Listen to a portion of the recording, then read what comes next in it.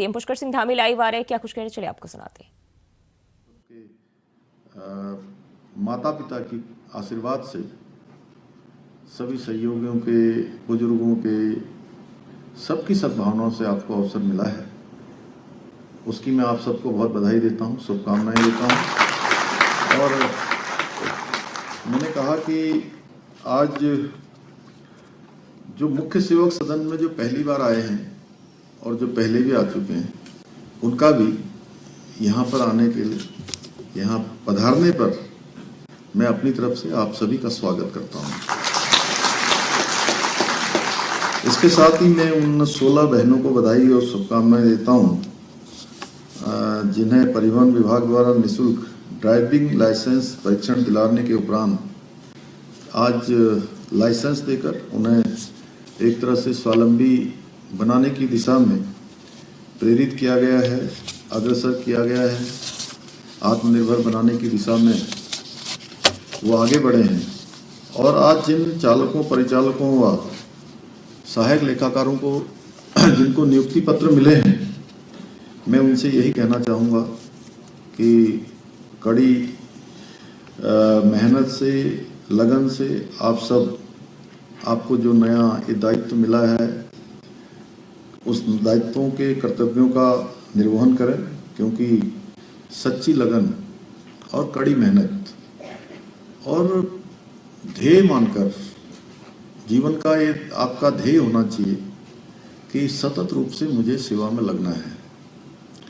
और सतत रूप से आप लगेंगे तो मैं एक बात कह सकता हूँ कि आपको ऊर्जा भी मिलेगी, आपके अंदर उत्साह भी आएगा, भगवान की भी कृपा होगी, लोगों की दुआएं भी आपको मिलेंगी। और इन सब का कोई विकल्प नहीं होता है। संकल्प जब होता है उसमें विकल्प नहीं होता है। और यह भी आपका संकल्प है कि आपको अपनी सेवा बहुत अच्छे तरीके से करनी है। और पहले दिन से देखिए, कई बार क्या होता है, मैं थोड़ा अपने अनुभव के आधार पर भी बता रहा हूँ। अब आपको सेवा तो मिल गई, जब तक सेवा नहीं मिलती है तब तक हम सोचते हैं सेवा मिल जाए, सेवा मिल जाए।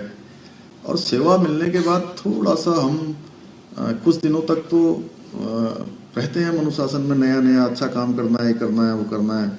लेकिन कुछ दिनों के बाद फिर अपने साथ हम अनुशासन नहीं बरतते हैं। अब इसमें एक काम जरूर है, विभाग की जो औपचारिकताएं हैं, विभाग का जो टाइम टेबल है, अनुशासन है, वो सब पर लागू होता है। लेकिन वो एक तरह से विभाग का टाइम टेबल है।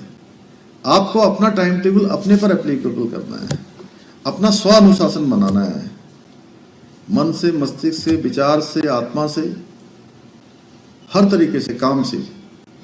जब आप ये मान लेंगे कि नहीं, मुझे तो ये काम करना है, मेरा तो ये जो काम मुझे मिला है, ये काम मुझे भगवान की कृपा से मिला है और भगवान ने मेरे को इस काम के लिए ही सिलेक्ट किया हुआ था, मुझे लोगों की सेवा के लिए ही बनाया है, मुझे ये अच्छा काम करने के लिए ही बनाया है। ये जब आपके मन में ये विचार बस जाएगा ना, तो अगर आप बसा लेंगे, आज से इसका अभ्यास करेंगे तो टाइम लगेगा बसते बसते। ऐसा नहीं है कि अभी आपने विचार लिया है और अभी से आप में परिवर्तन हो गया। ये परिवर्तन तब होगा जब आप इसको जीने लगेंगे। और जीने लगेंगे तो फिर आपको दिन भर अगर 5 बजे की जगह 8 बजे और 10 बजे तक भी काम करना पड़ेगा। चालक परिचालक में तो चूंकि कोई टाइम टेबल इस प्रकार का होता नहीं, कई बार आगे भी होता है, पीछे भी होता है, लेकिन वो भी अपने उसमें मस्तिष्क में विचार बना लेंगे कि नहीं, अब तो काम करना है। तो न थकान लगेगी, न ये लगेगा कि मैं अधिक काम कर रहा हूं, आपको लगेगा ये तो मेरा काम है। और इसमें एक सबसे बड़ी बात क्या होती है, देखिए, मैं इसलिए आज आपसे ये बात कह रहा हूं कि आज ये पत्र मिले हैं और आपको जल्दी सेवा में जाना है।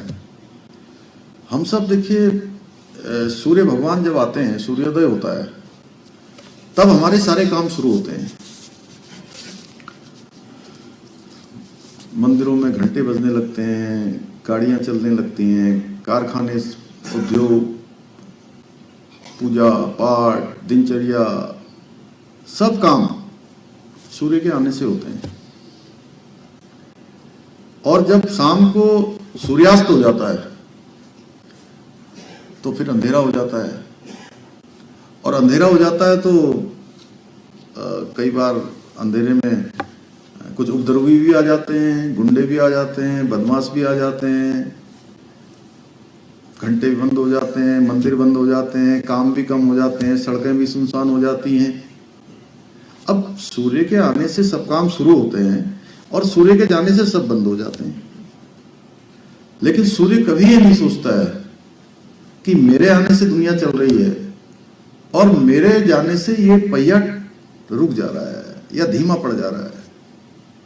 उसने तो अपनी एक नियति बनाई हुई है कि मुझे अपने टाइम से आना है और मुझे अपने टाइम से चले जाना है। अब इससे किसी को कोई फर्क पड़े, किसी को अच्छा लगता है, किसी को खराब लगता है, लेकिन क्या करूं, मैंने अपने जीवन का नियम बनाया है।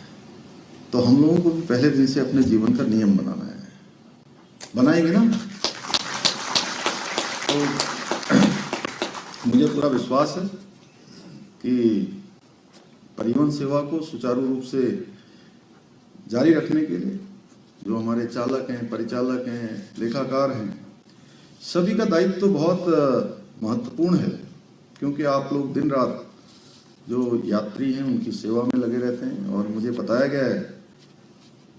गया पिछले दिनों की जो हमारा निगम है वो काफ़ी वित्तीय संकट से जूझ रहा था, और उसके चलते हम लोगों को कई बार जो वेतन देने के लिए भी उसका बहुत परेशानियों का सामना करना पड़ता था। राज्य सरकार की तरफ से अलग से हमको व्यवस्था करनी पड़ती थी, मंत्रिमंडल में हम जाकर जो है उसकी व्यवस्था करते थे।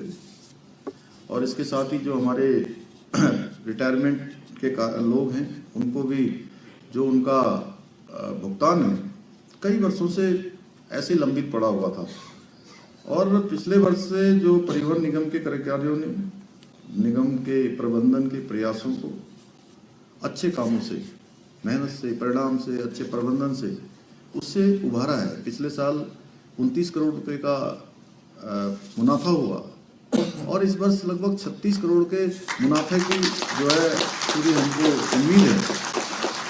और इसी का परिणाम है कि देखिए इतने लंबे समय से अभी आदरणीय गणेश जोशी जी कह रहे थे कि हमारे जो आश्रित हैं उनको लाभ नहीं मिल पा रहा था, मृतक आश्रितों का लाभ नहीं मिल पा रहा था, और हम लोगों को भी बड़ा कष्ट होता था।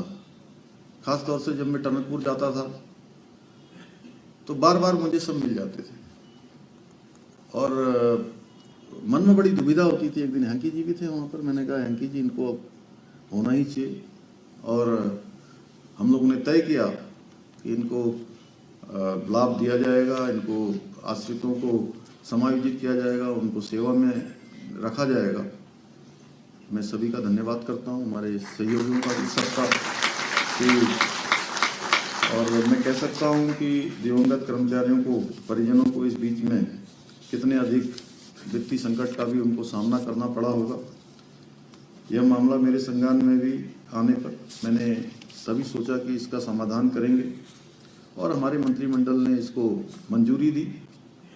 ये दिखाता है कि किस तरह जो हमारी सरकार है, हमारे प्रधानमंत्री जी के मार्गदर्शन में जो संकल्प लेती है, यानी कि जो काम भी हम सोचते हैं उसमें फिर विकल्प को नहीं आने देते हैं, उसको पूरा करके दम लेते हैं।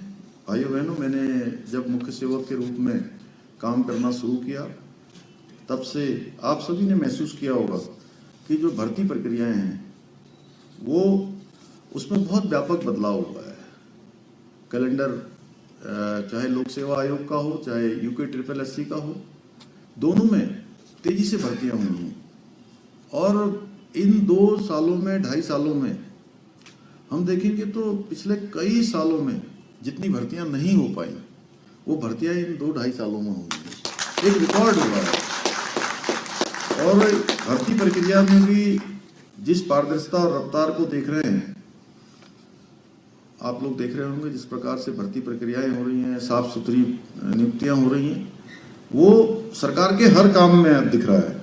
भाई बहनों, पारदर्शी तरीके से भर्ती और पदोन्नति वो कहीं ना कहीं हमारा जो युवा वर्ग है, हमारे जो नौजवान हैं, हमारे भाई बहन हैं, उनको उन पर कहीं ना कहीं सरकार का भरोसा जगाता है और विश्वास दिलाता है कि सरकार सही तरीके से काम कर रही है। और ये पारदर्शिता बेहतर तरीके से उन्हें कहीं ना कहीं प्रतियोगिताओं में आने के लिए प्रेरित करती हैं, उनके मनोबल को बढ़ाती हैं।